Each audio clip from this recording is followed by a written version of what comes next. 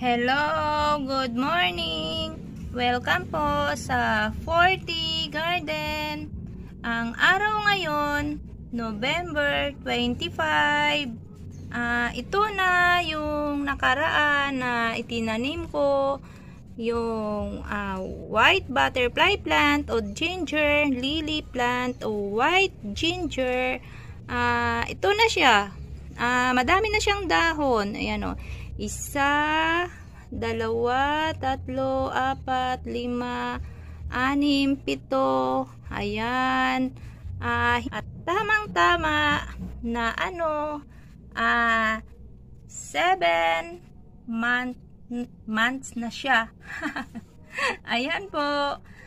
'Di ba sabi ko, tingnan natin kung magkaroon na siya ng bulb. So, tingnan natin ito.